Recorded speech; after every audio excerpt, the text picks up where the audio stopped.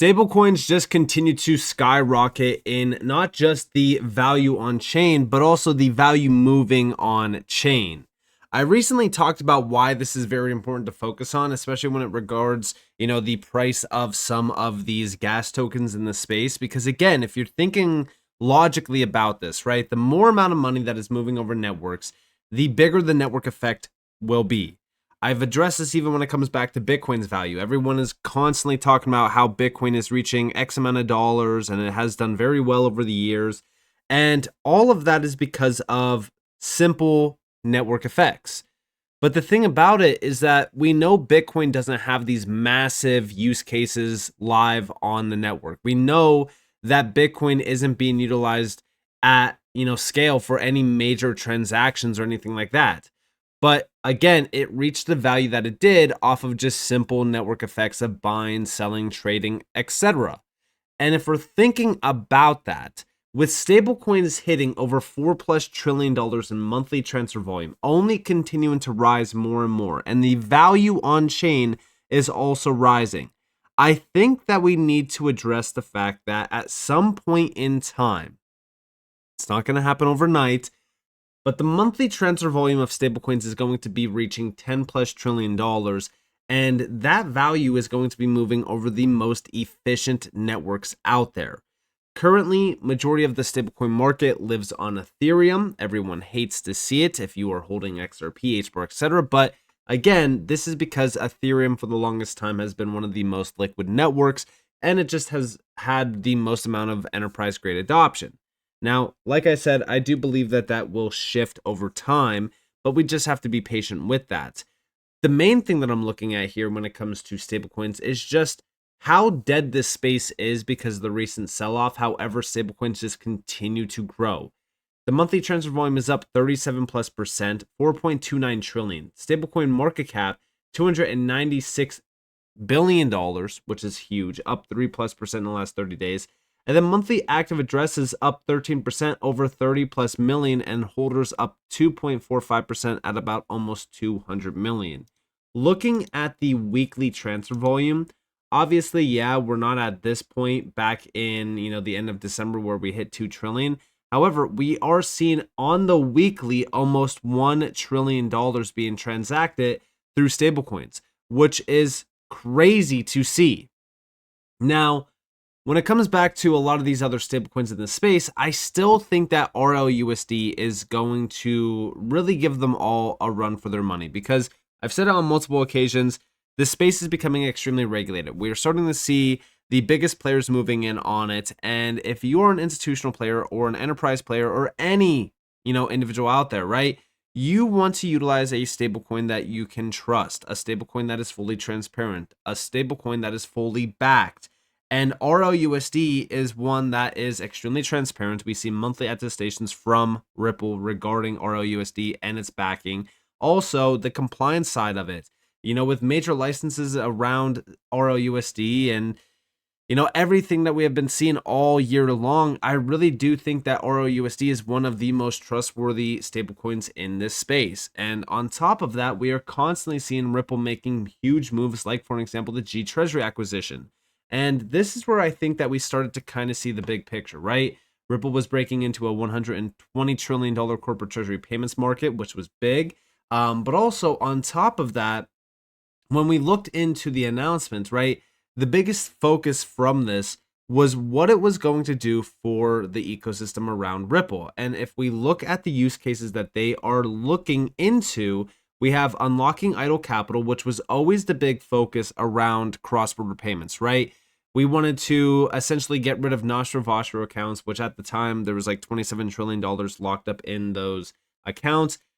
In terms of idle capital, well, you're now unlocking that idle capital. It's essentially the same exact thing. And then also moving money instantly around the world, which again, if we're thinking about cross-border payments and what Ripple was always trying to do with cross-border payments, this is basically the same exact thing, enabling real-time 24/7 365 cross-border payments at competitive rates, building on Ripple's track record of modernizing global payments. This all goes back to how are they going to do this? Well, they're going to do this with stablecoins and the XRP ledger as well as their underlying custody platform. And you might say, all right, well, Nick, ROUSD, even though it's closing in on $900 million, most of that supply is on Ethereum. I'm not going to argue with you. Yeah, it is. However, we just witnessed something very interesting happen. We have to address it. We're going to talk about it, but let's first start off with ROUSD's value here and the volume. Number one, value on chain. Yes, it's closing in on $900 million, up 21+% in the last 30 days. Look at that monthly transfer volume though. Up almost 90% in the last 30 days, $6.5 billion. This is the monthly view. We just recorded the highest monthly trading volume around ROUSD in history. The week of October 12th, we recorded $1.7 billion alone through ROUSD. This is extremely significant. Now, what exactly just happened? Because again, yes, most of ROUSD's supply has been on Ethereum. However, we just witnessed a 31% jump on the XRP ledger, and we just crossed over $100+ million.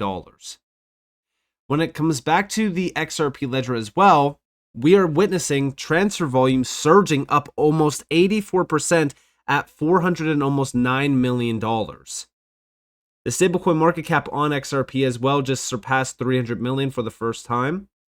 This is showing us that we are witnessing major growth happening around the XRP ledger. We're witnessing major usage of the XRP ledger as well. Now, it's not exactly at the point where it's going to affect the value of XRP in a positive way, but this is a very good start. Now, the big shift that just happened outside of just the value moving here, we could see the minting process around this. Every single one of the recent mints on ROUSD has been on the XRP ledger. $24.5 million, $1.3 million, $1.8 million, and then $500,000+, all on the XRP ledger. Now, on top of this, we do have from vet_x0, ROUSD just crossed $100 million on the XRP ledger. And yes, it finally happened. Now let's go back to my original statement, right? ROUSD is becoming one of the most trusted stablecoins in the market. It is extremely efficient. Everyone is going to be looking into ROUSD. And I bring that up because of this post here from Bank XRP. ROUSD is on center stage from some of the biggest players, including Visa now. Visa is now highlighting Ripple's ROUSD alongside USDC and USDT in its new report on stablecoins powering on-chain lending.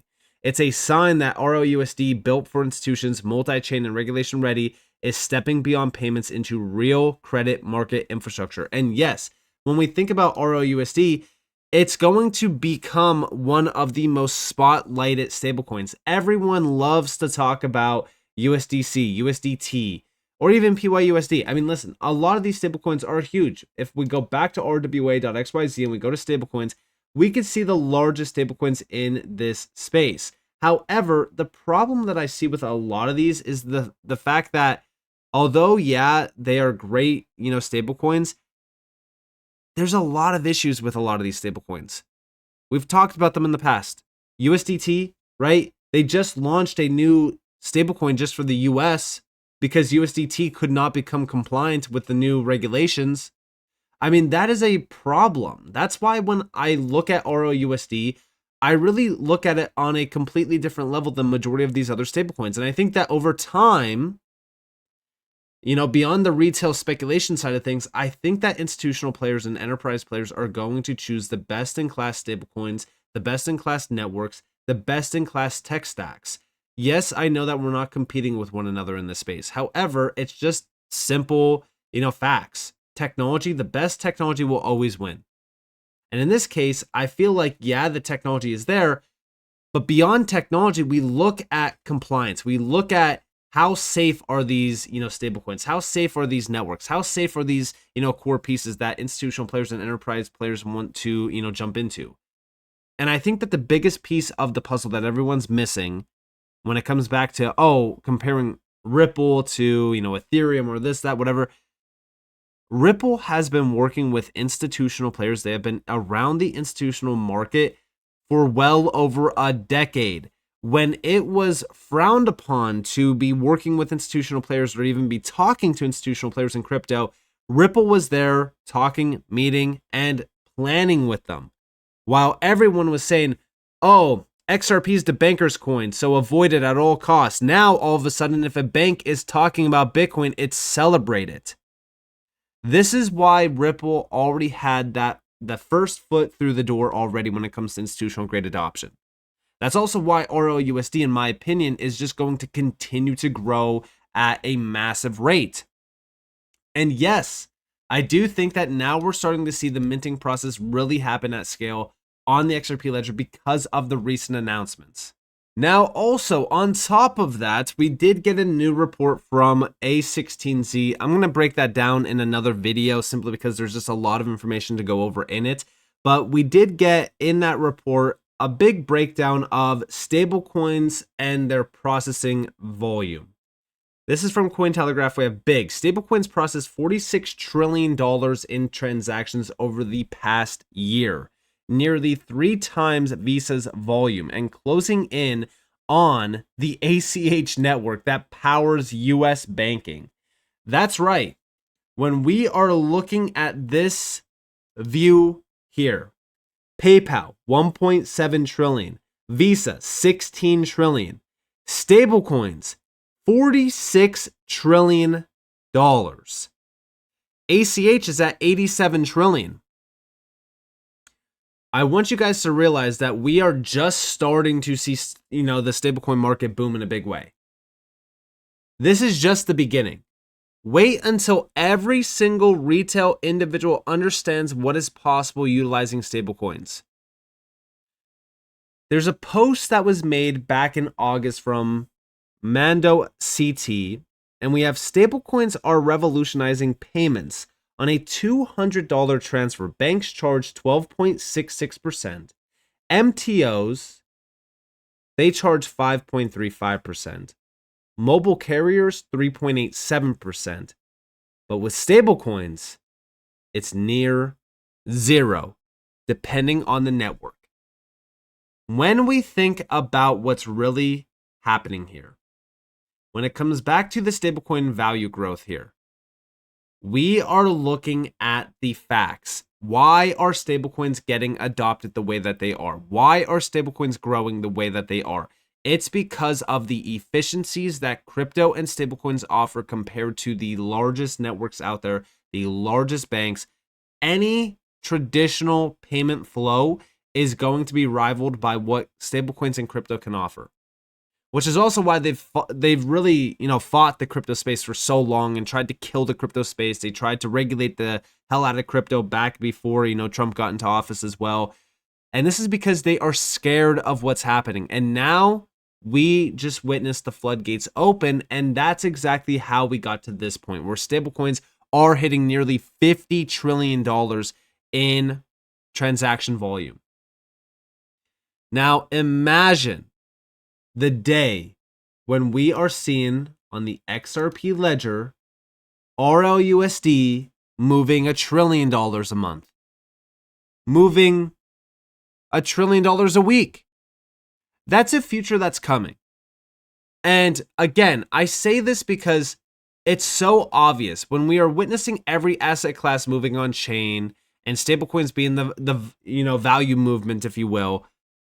You got to realize that volume, that value is going to surge. It's going to grow. It's going to really just expand rapidly on these networks. And it might not happen in, the next 7 days or the next 30 days or maybe even the next 365 days. However, the main thing that we're looking at here is that at some point in the near future, because I don't think that it's going to take 2, 3, 4, 5 years, we are going to see trillions of dollars moving over these networks.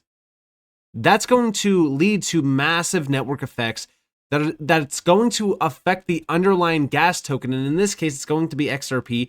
And that's going to make XRP extremely valuable. I understand that it's very frustrating to hear this when the market is down. However, we are witnessing all of the moves being made in order to get to that point. So with that being said, I hope that you guys enjoyed this video. If you guys did, definitely leave a like, subscribe, turn notifications on because I'm more free content. You guys are more than welcome to follow me on Twitter and join the free Discord on the description below. And with that being said, guys, it's been Nick. Thanks for watching. Peace out.